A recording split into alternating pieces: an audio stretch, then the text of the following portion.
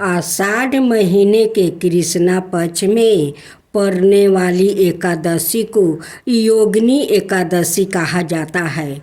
शास्त्रों के अनुसार योगिनी एकादशी का व्रत करने से 28,000 ब्राह्मणों को भोजन कराने के बराबर पुण्य प्राप्ति होता है। पूजा विधि: इस दिन व्रत करना चाहिए। इस दिन ब्रह्मचर्य का पालन करना चाहिए। उपवास में एक समय फलाहारी कर सकते हैं। स्नान कर भगवान विष्णु की आराधना करें और यह मंत्र कहे, मम सकल पापक्षाये पूर्वक कुष्ठादि रोग निवृत्ति कामनाये योगिनाये काशी व्रत महे कर से भगवान विष्णु को पंचमृत से स्नान कराए। स्नान के बाद उनके चरणामृत को अपने और परिवार के सभी सदस्यों में छिड़के। संभव हो तो विष्णु यस्तर नाम का जप और उनकी गाथा सुने। यह कहे, अब योगिनी एकादशी की गाथा को श्रवण करें। धर्म शास्त्रों के अनुसार यह गाथा भगवान श्री कृष्ण ने युधिष्ठिर को सुनाई थी। स्वर्ग की अलकापुरी नाम का नगरी में कुबेर नाम का राजा था। वो बहुत बड़ा शिव भक्त था। हेम नाम का माली पूजन के लिए उसके यहाँ फूल लाता था। हेम की विशालाक्षी नाम की सुंदर स्त्री थी। एक दिन वो मान सरोवर से पुष्प तोड़ लाई, लेकिन कामासक्त होने के कारण वो अपनी स्त्री से हंसाए, विनोद और रमन करने लगा। पूजा में विलंब देखा राजा कुबेर ने सेवकों को माली के न आने का कारण जानने के लिए भेजा। तब सेवकों ने पूरा बात आकर राजा को सच सच बता दिया। यह सुनकर कुबेर बहुत क्रोधित हुआ और उसने माली को श्राप दे दिया कि तू स्त्री का वियोग सहेगा और मृत्यु लोक पृथ्वी में जाकर कोढ़ी बनेगा। कुबेर के श्राप से हेम माली का स्वर्ग से पतन हो गया और वो उसी क्षण पृथ्वी पर गिर गया। भूतल पर आते ही उसके शरीर में कोढ़ी हो गया। उसकी स्त्री भी उसी समय गायब हो गई। मृत्यु लोक में बहुत समय तक हेममाली दुख भोगता रहा, लेकिन उसको पिछले जन्म की स्मृति का ज्ञान रहा। एक दिन वो मार्कंडेय ऋषि के आश्रम में पहुंच गया। उसे देखकर मार्कंडेय ऋषि बोले, तुमने ऐसा कौन सा पाप किया है जिसके प्रभाव से तुम्हारी यह हालत हो गई है। हेममाली ने पूरी बात उन्हें बता दिया। उसकी व्याथा सुनकर ऋषि ने उसे योगिनी एकादशी का व्रत करने के लिए कहा। हेममाली ने विधि पूर्वक योगिनी एकादशी का व्रत किया। इस व्रत के प्रभाव से वो अपने पुराने स्वरूप में आकर अपनी स्त्री के साथ सुखपूर्वक रहने लगा। जय श्री कृष्ण, राधे राधे। मेरे भक्त जनों, आज आप सभी ने श्रवण करेंगे आषाढ़ कृष्णा पक्ष की 11 माता की व्रत कथा। बहुत समय पहले की बात है। सतयुग के अंतिम चरणों में एक पवित्र और समृद्धि राज्य था। सोरगाडा इस राज्य के राजा थे। महाराज जयवर्धन एक धर्मनिष्ठा विद्वान थे और अत्यंत अन्याय प्रिय शासक थे। उनका राज्य फलों फूलों से लादा रहता था। नदियाँ निर्मल बहती थी, खेतों में सोना उगलता था और प्रजा राजा को भगवान मानता। परंतु राजा की एक ही पीड़ा था, संतान का अभाव। बरस तक उन्होंने जग पूजा व्रत और तप किया, किंतु कोई संतान नहीं हुआ। अंत उन्होंने कठोर एकादशी व्रत 11 माता का व्रत किया। 12 बरस तक उन्होंने हर एकादशी को उपवास रखा। 11 माता की विधि पूर्वक पूजा की और हृदय से प्रार्थना की, माता मुझे एक नहीं 2 कन्या दो, जो इस राज्य की शोभा हो और मेरा कुल दीपक बने। तब एक रात सपने में 11 माता प्रकट हुई और उन्होंने कहा, हे जयवर्धन, तुम्हारे व्रत तप और श्रद्धा से मैं प्रसन्न हूँ। मैं तुम्हें 2 कन्याओं दूंगी, परंतु स्मरण रहे वो साधारण नहीं होगी। उनके प्राण उनके शरीर में नहीं होगा, बल्कि एक पवित्र तोते में बंद होगा। यह तोता हिमालय की तलहटी में शपथगंधा बन के एक दिव्या कल्प वृक्ष पर रहता है। उसे पाकर ही कन्या धरती पर जन्म लेगी। प्रभात होते ही राजा ने 100 सैनिकों को भेजा और महीनों की खोज के बाद ही दिव्या हरे पंखों वाला तोता पाया गया। उसके पंखों में हल्का सौरन आभास था और आँखों में ब्रह्म ज्ञान की चमक थी। जब वो तोता दरबार में लाया गया, तभी राजा की रानी को गर्भधारण हुआ। ठीक 9 माह बाद 2 पुत्रियों का जन्म हुआ, राजकुमारी सुरभि और राजकुमारी माधुवी। अब सुने बलिया काल का रहस्य। सुरभि शांत, गंभीर और अद्भुत बुद्धि की धनी थी। वो शास्त्र, वेद, ज्योतिषी और युद्ध कला में वो निपुण होती गई। माधुवी हंसमुख, चंचल और संगीत और चित्रकला में पारंगत हुई। दोनों बहनों में अतुलनीय प्रेम था। वो हर पल साथ रहती थी, साथ खेलती, साथ गाती और साथ सोती।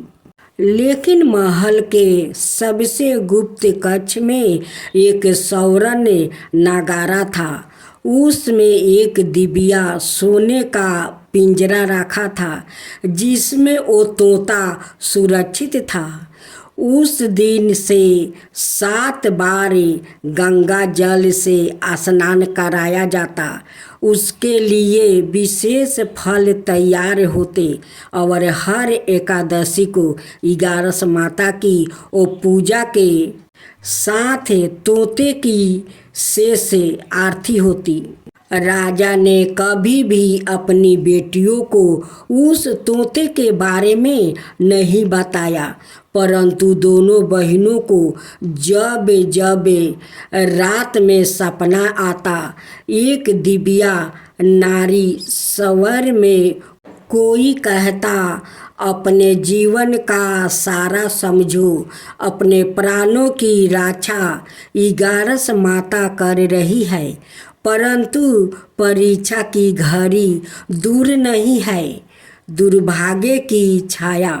एक दिन जब दोनों बहनों की उम्र 16 की हुई, राज्य में एक विदेशी राजकुमार आया।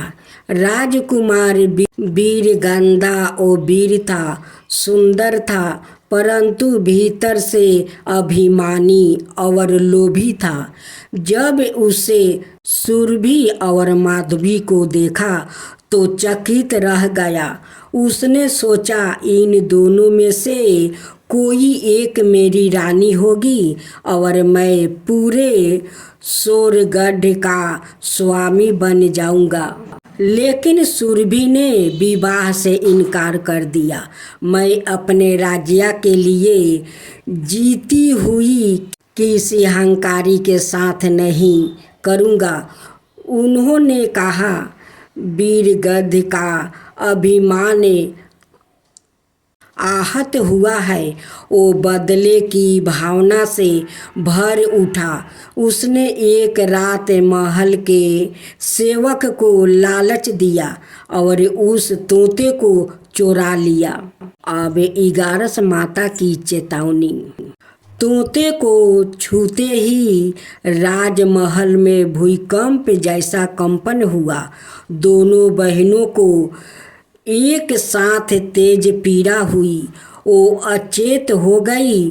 तभी एक दिव्या प्रकाश में 11 माता सवाए प्रकट हुई। उन्होंने राजा से कहा, प्रभु, समय आ गया है जब सत्या और श्रद्धा की परीक्षा होगी। वो तोता अब राक्षसी पापी के हाथ में है। केवल श्रद्धा, व्रत और सच्चे प्रेम से ही उन्हें पुण्य पाया जा सकता है। माधवी को सवाए उस मार्ग पर जाना होगा जहाँ वो अपने प्राणों के साथ बहन के भी प्राण की रक्षा करना होगा। माधवी की तप यात्रा। माधवी ने निश्चय किया, यह 11 माता का व्रत रखते हुए अकेली पर्वत की ओर निकल पड़ी। नंगे पैर, बिना भोजन किए, केवल जल पर उसने 11 माता की गाथा का जप किया। हर द्वादशी पर उपवास रखा और हिमालय की लटेहाटी में तपगंधा वन तक पहुंच गई। वहां एक गुफा में उसने उस तोते को देखा, पिंजरे में कैद और चारों ओर अंधकार था। जब वो तोते की ओर बढ़ी तो राक्षसी शक्ति प्रकट हुई। वीरगधा सवाए एक मायावी शक्ति में बदल गया था। बुद्धि क्षीर, भावनाओं का, धर्म का, श्रद्धा का। माधवी ने कहा, मैं अपने प्राण दे सकती हूँ, लेकिन अपनी बहन और राज्य की रक्षा के लिए रुक नहीं सकती। तभी 11 माता ने प्रकाश रूप में प्रकट होकर कहा, बेटी, तू परीक्षा में उत्तीर्ण हुई। तेरा प्रेम, त्याग और तप मेरी कृपा का पात्र है। उन्होंने उस तोते को आशीर्वाद देकर मुक्ति कर दिया और दोनों बहनों के प्राण उनके शरीर में वापस स्थित कर दिया। वीरगधा की मायावी शक्ति भस्म हो गई। माधवी को वरदान मिला, तेरा नाम योग योग तक याद किया जाएगा। 11 व्रत की रक्षा करने वाली कन्या के रूप में राजमहल में जब माधवी और तोता वापस आए, सुरभि की आंखों से आंसू बह निकले। उसने बहन को गले लगाकर कहा, तू सिर्फ मेरी बहन नहीं, मेरी जीवन दाता है। राजा ने 11 माता का वैभव मंदिर बनवाया, जहां आज भी हर एकादशी को स्त्रियां 11 माता का व्रत करती है, ताकि उनके परिवार पर कभी संकट ना आए। और आज भी कहते हैं जब कोई सच्चे हृदय से 11 माता का व्रत करता है तो उसके प्राणों की रक्षा सवाई देवी करती है, चाहे वो किसी तोते में क्यों ना बंधे हो। 11 माता वहाँ पर पहुँच जाती है और उनकी प्राण को रक्षा करती है। तो बोलो 11 माता की जय, 11 माता की जय। तुलसी माता का ये चमत्कारी गाथा है। अगर तुलसी माता को आपको प्रसन्न करना है तो भक्ति जैसे तुलसी माता को सेवा करे, माँ तुलसी का कृपा आप पा सकते हैं। जय श्री कृष्णा, राधे राधे। भक्त जनों, जिस आंगन में तुलसी के पौधा होता है उस आंगन सुरक्षित रहता है। हम सभी ने तुलसी माता का पूजा करते हैं और तुलसी माता हम सभी को रक्षा करती है, घर आंगन को रक्षा करती है, शुद्ध रखती है। इनका बाहर पूजा पाठ शुद्ध नहीं होता है, सभी भगवान इन्हें भोग लगाते हैं, तभी सभी भगवान संतोष होते हैं। तुलसी के बिना तो कोई भगवान भोग नहीं लगाते। अगर भोग लग भी जाता है तो भगवान को मन का शांति नहीं मिलता है। अगर एक पाता भगवान को भोग में लग जाता है तो भगवान बहुत प्रसन्न हो जाते हैं। हम लोग माँ तुलसी का सुबह पूजा करते हैं, शाम को उनकी मंदिर पर दीप जलाते हैं ताकि माँ तुलसी हम सभी को सुरक्षित रखे। जय तुलसी माता, आप हो सबका दाता, आपका मैं कहती हूँ गाथा, सबको करो रक्षा। जय श्री कृष्णा, राधे राधे। भक्त जनों, आज आप सुनेंगे माँ तुलसी की व्रत कथा। तुलसी माता और एक छोटी बच्ची की करुणा और चमत्कारी कथा। बहुत समय पहले की बात है जब पृथ्वी पर धर्म धीरे धीरे क्षीण हो रही थी। पाप का भार दिन पर दिन बढ़ता जा रहा था और लोग भगवान के मार्ग से भटकते जा रहे थे। किंतु वही एक छोटी सी गांव में हिमालय की लटहाटी के पास एक निर्मल स्थान था। उसका नाम था शांतिपुर। वहाँ हर प्राणी प्रकृति के साथ मिलकर शांति और श्रद्धा से जीवन जीता था। उसी गांव में एक निर्धन ब्राह्मण परिवार रहता था। उसके घर में एक छोटी सी प्यारी बच्ची थी। उसका नाम था भक्ति। भक्ति मात्र 7 वर्ष की थी, परंतु उसके हृदय में भगवान के लिए जो श्रद्धा, प्रेम और स्मरण था वो किसी तपस्वी से कम नहीं थी। उसकी माँ बचपन से ही उसे भगवान की कथाएं सुनाया करती थी। श्री हरि, विष्णु, माता लक्ष्मी और विशेष कर तुलसी माता की कथा सुनाती थी।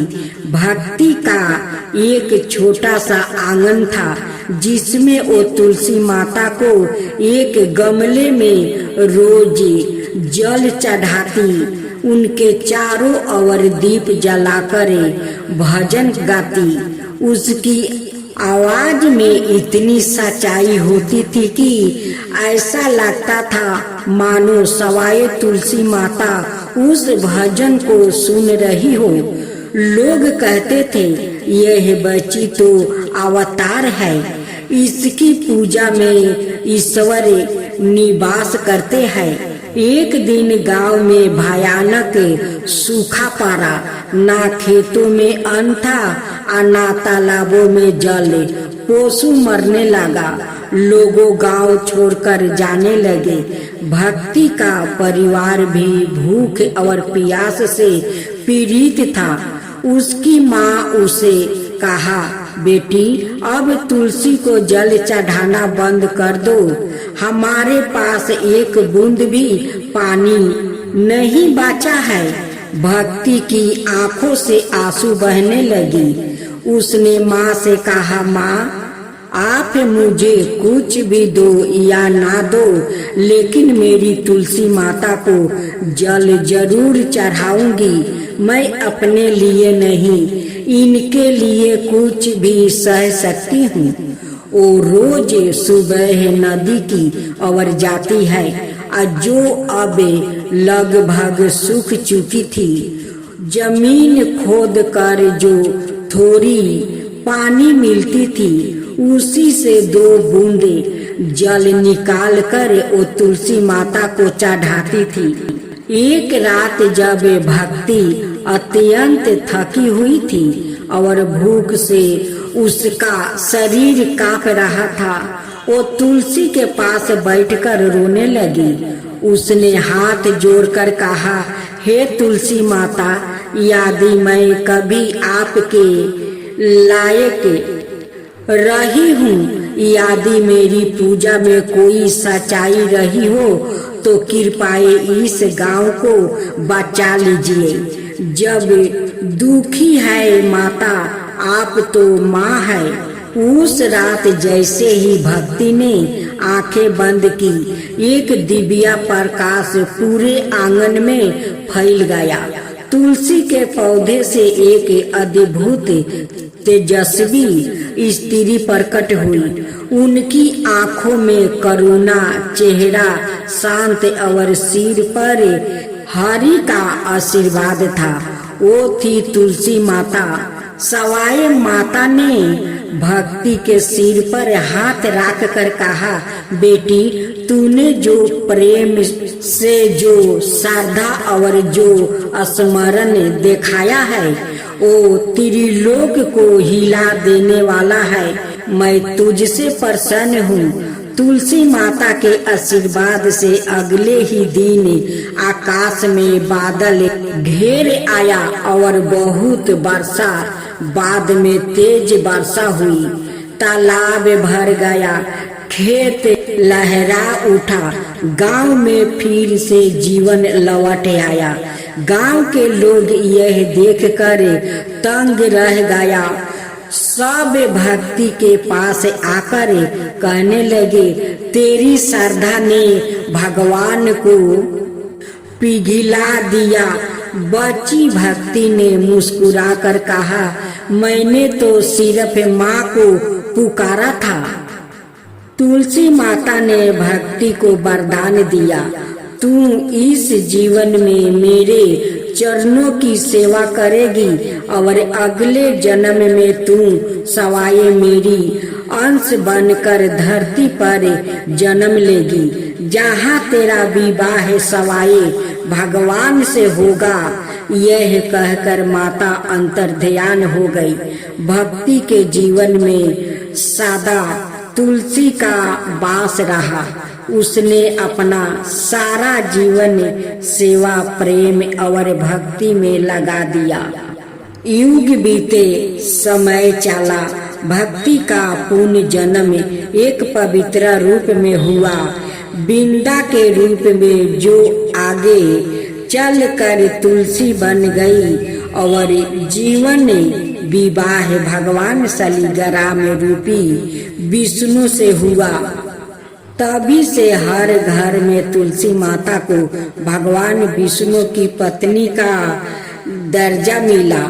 हर घर आंगन में तुलसी विराजने लगी और आज तक जब भी कोई सच्चे मन से तुलसी माता की पूजा करता है, भक्ति की ओ पुकार, उसकी श्रद्धा तुलसी माता के हृदय को स्मरण करती है। हे तुलसी माता, जैसे आप उस भक्ति को पुकार सुना, वैसा ही सबको पुकार सुने। हे माँ तुलसी, सबको पुकार सुने। श्री कृष्णा, राधे राधे। आप सभी सुनेंगे शनिवार की व्रत कथा। बचपन से ही शनि भगवान श्री कृष्णा के परम भक्त थे। वो श्री कृष्णा के अनुराग में निमग्न रहा करते थे। वयस्क होने पर इनके पिता ने चित्ररथ की कन्या से इनका विवाह करवा दिया था। इनकी पत्नी सती साध्वी और परम तेजस्विनी थी। एक रात वो ऋतु स्नान करके पुत्र प्राप्ति की इच्छा से शनि के पास पहुंची, पर यहाँ श्री कृष्णा के ध्यान में निमग्न थे। इन्हें ब्रह्म संसार की सुधि ही नहीं थी। पत्नी प्रतीक्षा करके थक गई। उसका ऋतु काल निष्फल हो गया, इसलिए उसने क्रोध होकर शनि देव को श्राप दे दिया कि आज से जिसे तुम देख लोगे वो नष्ट हो जाएगा। ध्यान टूटने पर शनि देव ने अपनी पत्नी को मनाया। पत्नी को भी अपनी भूल पर पछताप हुआ, किंतु श्राप के प्रतिकार की शक्ति उसमें नहीं थी। तभी से शनि देव अपना सिर नीचे करके रहने लगा, क्योंकि वो नहीं चाहते थे कि इनके द्वारा किसी का नष्ट हो।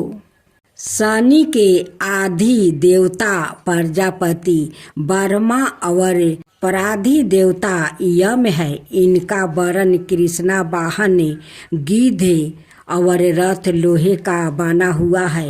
यह एक एक राशि में 30-30 महीने तक रहते हैं।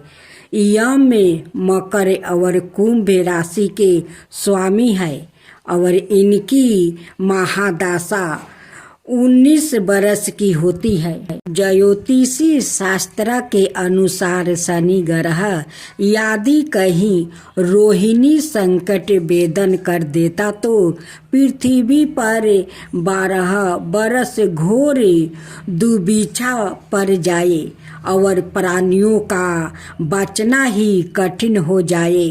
शनि ग्रह जब आने वाला था तब ज्योतिषियों ने महाराज दशरथ से बताया कि यदि शनि का योग आ जाएगा तो प्रजा अन्न जल के बिना तरप तरप कर मर जाएगी। प्रजा को इस कष्ट से बचाने के लिए महाराज दशरथ अपने रथ पर सवार होकर नक्षत्र मंडल में पहुंचा।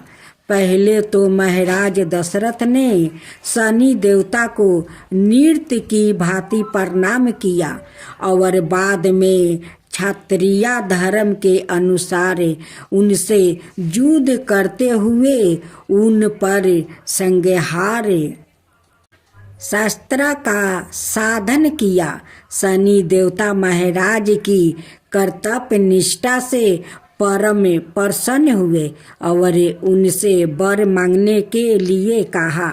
महाराज दशरथ ने वर मांगा कि जब तक सूर्य नक्षत्र यदि विद्यमान है तब तक आप संकट वेदन न करें।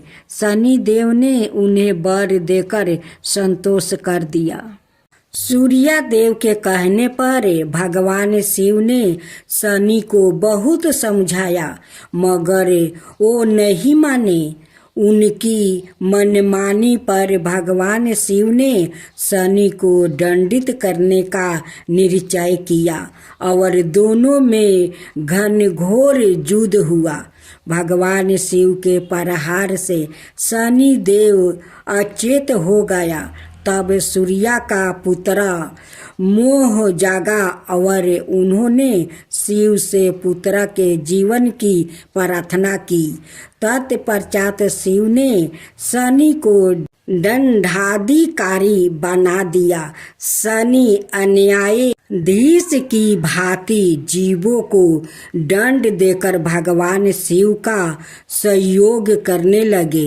एक बार पिप्पलद मुनि की बाल्यावस्था में ही उनके पिता का देहांत हो गया। बड़े होने पर उनको गाता हुआ कि उनकी पिता की मृत्यु के कारण शनि है, तो उन्होंने शनि पर बर्मा दंड का साधन किया।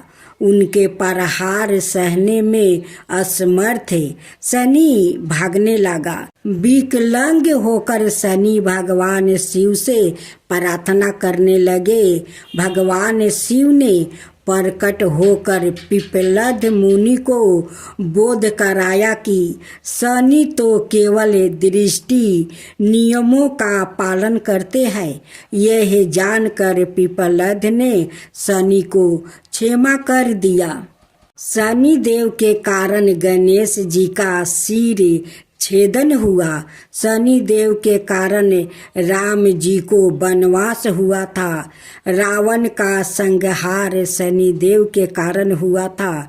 शनि देव के कारण पांडवों को राज्य से भटकना पड़ा। शनि के क्रोध के कारण विक्रमादित्य जैसे राजा को कष्ट झेलना पड़ा। शनि देव के कारण राजा हरिश्चंद्र को दर दर की ठोकरें खानी पड़ी। राजा नल और उनकी रानी दमयंती को जीवन में कई कष्टों का सामना करना पड़ा था। इनकी शांति के लिए मृत्युंजय जप, नीलम धारण और ब्राह्मण को तिल, उड़द, भैंस, लोहा, तेल, काला वस्तु, नीलम काली गऊ, जूता, कस्तूरी और स्वर्ण का दान देना चाहिए। शनिदेव का कथा इस प्रकार है। शास्त्रों के अनुसार रामायण काल में एक समय शनि को अपने बल और पराक्रम पर घमंड हो गया था। उस काल में हनुमान जी की बल और पराक्रम की कीर्ति चारों दिशाओं में फैली हुई थी। जब शनि को हनुमान जी के संबंध में जानकारी प्राप्ति हुई तो शनि बजरंग बली से युद्ध करने के लिए निकल पड़े। एक शांत स्थान पर हनुमान जी अपने स्वामी श्री राम की भक्ति में लीन बैठे थे। तभी वहाँ शनि देव आ गया और उन्होंने बजरंग बली को युद्ध के लिए ललकारा। युद्ध की ललकार सुनकर हनुमान जी शनि देव को समझाने का प्रयास किया, लेकिन शनि नहीं माने और युद्ध के लिए आमंत्रित करने लगे। अंत में हनुमान जी भी युद्ध के लिए तैयार हो गया। दोनों को बीच घमासान युद्ध हुआ। हनुमान जी ने शनि को बुरी तरह परास्त कर दिया। युद्ध में हनुमान जी द्वारा किया गया प्रहारों से शनि देव के पूरे शरीर में भयंकर पीड़ा हो रही थी। इसी पीड़ा को दूर करने के लिए हनुमान जी शनि को तेल दिया। इस तेल को लगाते ही शनि देव की समस्त पीड़ा दूर हो गई। तभी से शनि देव को तेल अर्पित करने की परंपरा आरंभ हुआ। शनि देव पर जो भी व्याकृत तेल अर्पित करता है उसके जीवन की समस्त परेशानियां दूर हो जाती है और धन अभाव खत्म हो जाता है। जबकि एक अन्याय कथा के अनुसार जब भगवान की सेना ने सागर सेतु बांध लिया तब राक्षस इसे हानि ना पहुंचा सके। उसके लिए पवन सुत हनुमान को उसकी देखभाल की जिम्मेदारी सौंपी गई। जब हनुमान जी शाम के समय अपने इष्ट देव राम के ध्यान में मगन थे, तभी सूर्यपुत्र शनि ने अपना काला करूपा चेहरा बनाकर क्रोध पूर्वक कहा, हे बानर, मैं देवताओं में शक्तिशाली शनि हूँ। सुना है तुम बहुत बलशाली हो। आंखें खोलो और मेरे साथ युद्ध करो। मैं तुमसे युद्ध करना चाहता हूँ। इस पर हनुमान ने विनम्रता पूर्वक कहा, इस समय मैं अपने प्रभु को याद कर रहा हूँ। आप मेरी पूजा में विघ्न मत डालिए। आप मेरे आदरणीय हैं। कृपा करके आप यहाँ से चले जाइए। जब शनि देव लड़ने पर उतर आया तो हनुमान जी ने अपनी पूंछ में लपेटना शुरू कर दिया, फिर उन्हें कसना आरंभ किया। जोर लगाने पर भी शनि उस बंधन से मुक्ति ना होकर पीड़ा से व्याकुल होने लगा। हनुमान ने फिर सेतु की परिक्रमा कर शनि के घमंड को तोड़ने के लिए पत्थरों पर पूंछ को झटका दे दे कर पटकना शुरू कर दिया। इससे शनि का शरीर लहूलुहान हो गया, जिससे उनकी पीड़ा बढ़ती गई।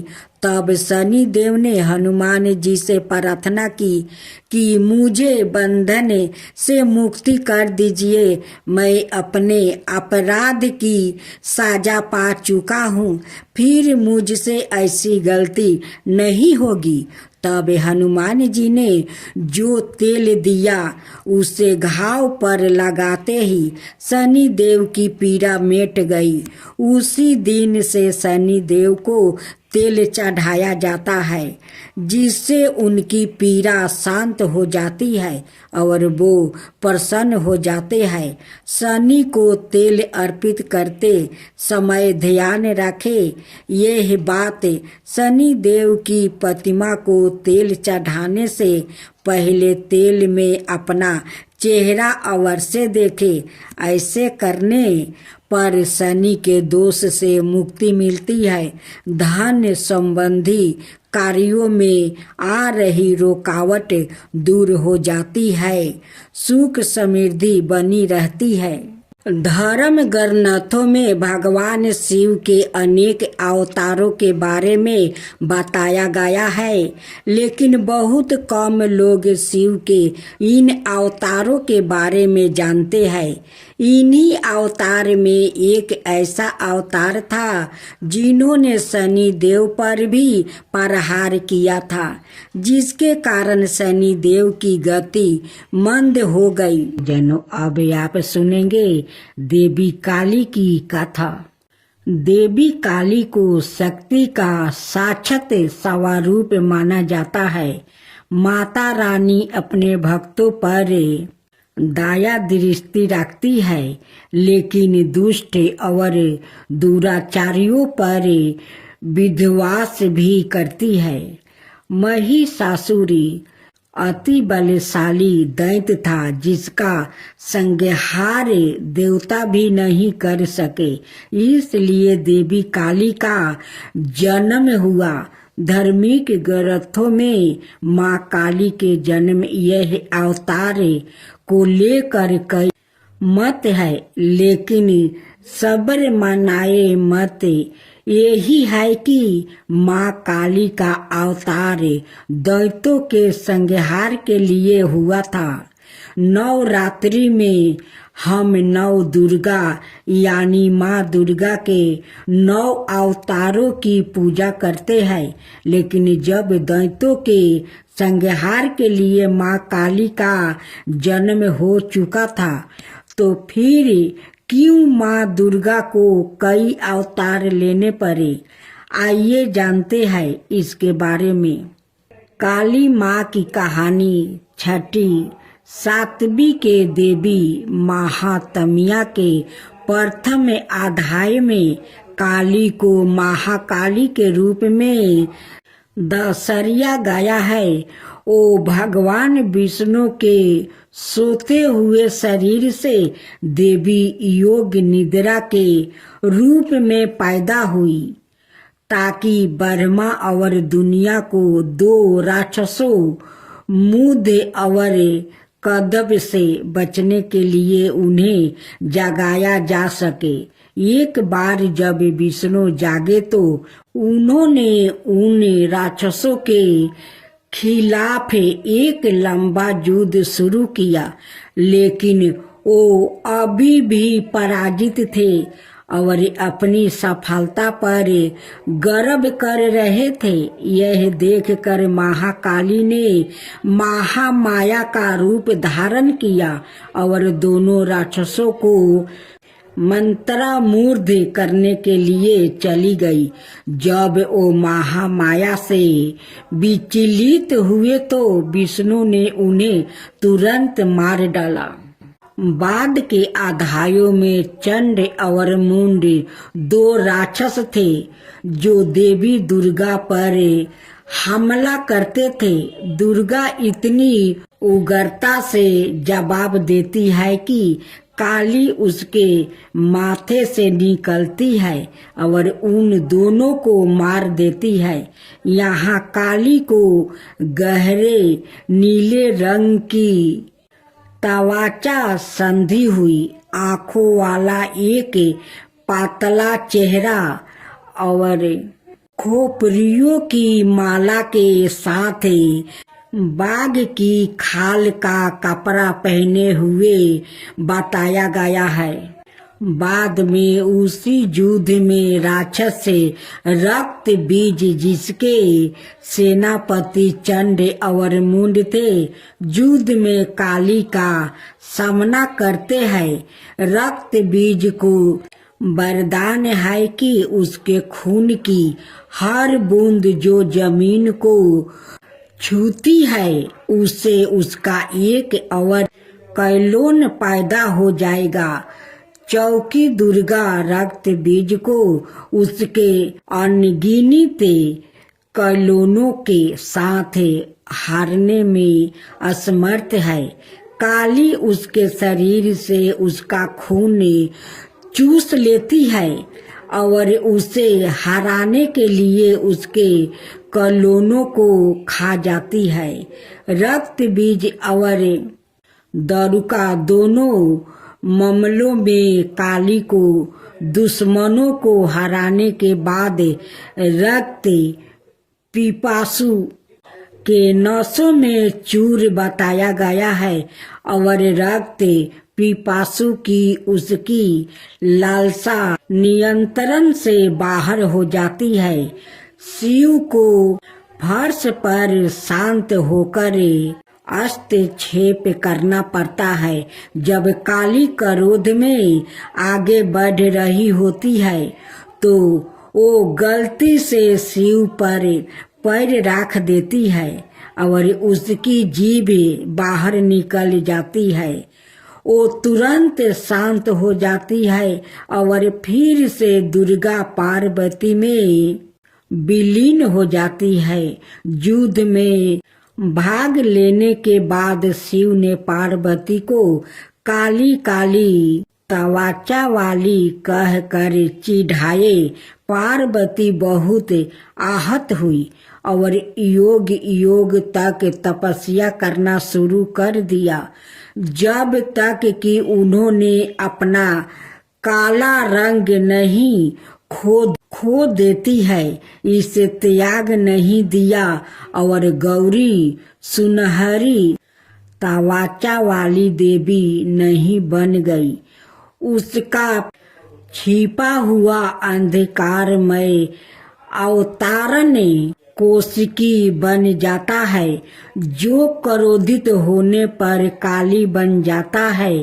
काली पूजा उत्सव देवी काली को समर्पित है और विशेष रूप से पश्चिम बंगाल, ओडिया और असम के भारतीय क्षेत्र में मनाया जाता है। यह हिंदू कैलेंडर के हर महीने में अमावस्या के दिन मनाया जाता है। यह दीपावली के बाद शुरुआत होता है और दिनों तक चलता है। चौकी देवी काली महाविद्याओं में प्रमुख है। उनमें से प्रत्येक का काली पूजा से पहले अवतार का एक दिन होता है। काली माँ को फलों का प्रसाद बंगाल में खिचड़ी भोग के साथ निरामिष अर्थात बिना प्याज या लहसुन का मटन, मछली, करी, पायस, मिठाई और भाजा गहरे तेले हुए पकौड़े चढ़ाया जाता है। कुछ स्थानों पर प्रसाद के रूप में शराब भी चढ़ाई जाती है। अनुभवी पंडितों का कहना है कि लोग रात भर पंडालों में आते हैं और दिन की तुलना में रात में भीड़ बढ़ जाती है। पूजा आश्चर्यजनक रोशनी, प्रकाश और धावनी सो काली पूजा से पहले प्रत्येक दिन मनाए जाने वाले महाविद्याओं के अवतार और अंतिम महाविद्या कमलात्मिका के अवतार, जिसे कमलात्मिका जयंती के रूप में मनाया जाता है, दिवाली के दिन पड़ने के कारण उन्हें अक्सर तांत्रिक लक्ष्मी के रूप में माना जाता है। इसके कारण और इस के कारण कि लक्ष्मी को विष्णु की पत्नी के रूप में माना जाता है। उसके बाद इसे लाल गुलहल के फूलों और गुलहल की माला से सजाया जाता है, जो उनका पसंदीदा फूल माना जाता है। फिर काली पूजा पंडालों में काली मंत्रों और भजनों की मदद से की जाती है। उनकी प्रार्थना की जाती है और उनकी दिव्यता का आहन किया जाता है। यदि पूजा घर पर आयोजित की जा रही है तो मंदिर काली पूजा की पूजा सेवा प्रदान करता है, जहां भक्त की ओर से पूजा आयोजित की जाती है। मंदिर के पंडितों के पास पूजा के लिए सारी सामग्री तैयार है और भक्तों को बस कुछ निर्देशों का पालन करना है, जो मंदिर द्वारा इसमें